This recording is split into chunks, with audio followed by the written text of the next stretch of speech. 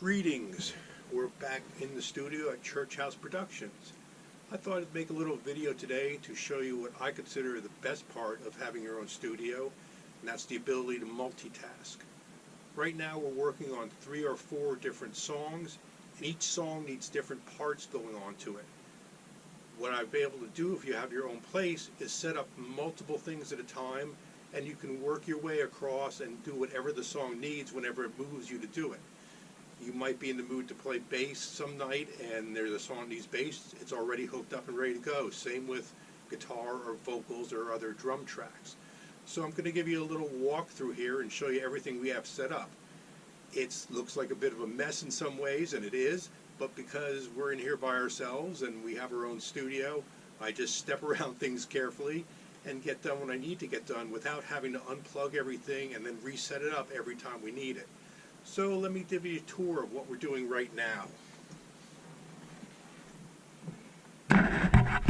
What we have is three or four setups right now. So let's start with this. The simplest thing to start with is there's songs that we're working on that we need drums for. And so we have our drum machine set up. Everything is already connected. So if you look at the patch bays already all of the connections made from the drums, from the bass, from the guitar, and from the vocals. And those are already being routed to wherever we need them to go. The drums will be going through a mic preamp and compressors. Same with the microphones that are using for the guitars. Or if we want, I could switch some of these microphones over to the vocal mic and using those. So we have our vocal mic set up here that we can get to right away. And again, right now I don't have a microphone hooked up to it, but I could. We also have a guitar amp set up. I sort of like this little setup here. It's interesting, a little strange, I guess, for some people to look at, because what I'm trying to do is get this really strange boxed in sound. So I have one microphone directly in front of one of the speakers and a mic, and we have a condenser microphone a little further back that's going to catch all the bouncing around that goes on there when we're playing through the amplifier and recording. And because it's very interesting boxed in sound, I can move the amp anywhere I want, but for what we're doing right now I have it set up here. We have our drum machine set up and ready to go here, and that'll go right through to wherever we need it into the system. Right now I have things coming out through the monitor speakers to listen to and work with, which is why you don't see me playing the guitar parts right now, because with the guitar parts we might get some feedback because you have a speaker, we have the microphones over there and it's coming out of the monitor speakers. Feedback should certainly happen. We also have the bass set up here, and what we're doing with the bass is running a single cord into it. I'm running it into a chorus pedal that goes out in stereo, and that's going to split it to 2 channels. One channel's going to go to an EQ, and to our fun new toy I just sort of added, which is a Electro-Harmonix envelope filter. The other output is going right into the mic preamp, and after that it's going into the compressor, so they're different sounds. Let me sort of play around with these here and show you what we have.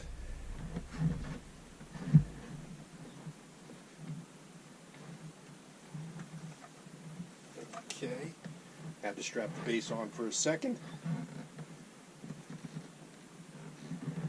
So we have 2 different sounds for this.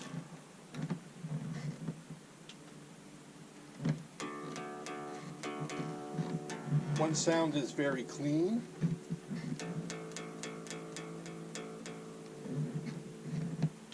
The other sound is going through the EQ and the envelope filter to get this type of sound.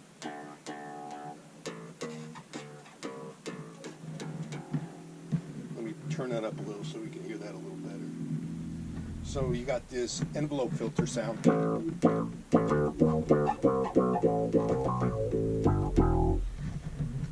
compared to the straight bass sound, add them together,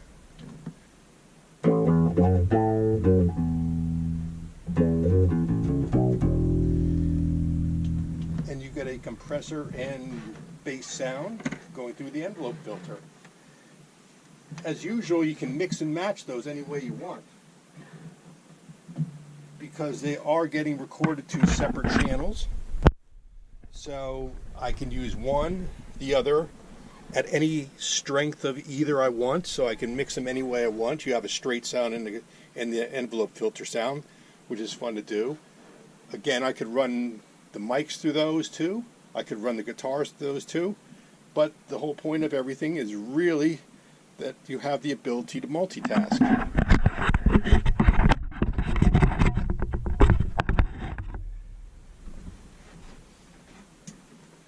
So I'm just throwing this together really quickly, which is why I'm not big on editing videos, so I'm just sort of showing you everything at once by hand, by myself, as I'm going along. Most of you have already sort of seen the studio. I think I've given a tour in a previous episode of In the Studio. But, like I said, when we're working on one song, I can see what I'm in the mood to play that night or in the mood to do. Some days you might be in the mood to construct the drum track. I can do that right away, and it's going right into the system as it is. If I want to do bass, I could do that. If I want a guitar, I could do that. If we want to do vocals, we can do that. And it's great to just be able to walk in, and depending what mood you're in and what you want to play, you pick the song to work on, and everything's already wired up. I don't really have to do any work of pulling things apart and taking it down and resetting it up. All the levels are already set up for each instrument. So all that's taken into consideration and finished, and we can go right to the song. So again, the joy of having a self-studio is the ability to multitask and work on any song you want.